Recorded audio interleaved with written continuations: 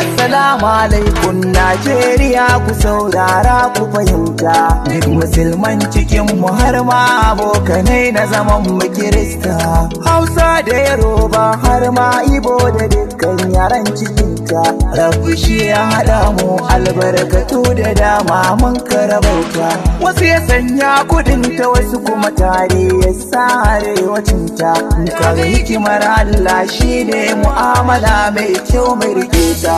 Da bai so ba ilahu, da bai so ba duka sashi, komai da komai sai ya wadata. Shi ya ba mu abinci su ma kudin albarkar su dai irinta.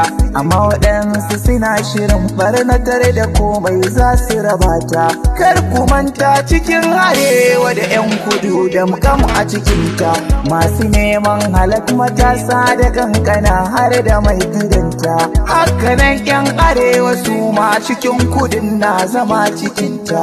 Wasu suna kasuwanci har ma da wanda aka haifa a cikinta.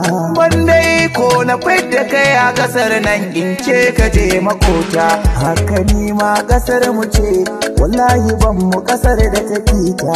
Hanya biyar ce da za mu ci mamoriyar arzikin cikinta. Zaman lafiya da farko sai arziki na mu yawaita. Ni karatun addinan mu abinda suka ce sai mu kwatanta. To musulmai a suratul ma'ida ilahun ya fasalta. Aya 32 duba kisa na kai rabbi ya haramta. To kiristan ku duba bible a exodus haka aka rubuta. An ci kisa ba da kyau bare ma abokanai na zaman ku makota. Sannan miyo ilimi na boko 'yan uwa na kare da mu kwanta. Na ilimi lamuransa ba tashi na balle kuma keta. Hanya ta hudu mu rike sana'a 'yan uwa duk kaskancinta. Mai sana'a ko baya kaunar abin da zai sa ya je ya kwanta.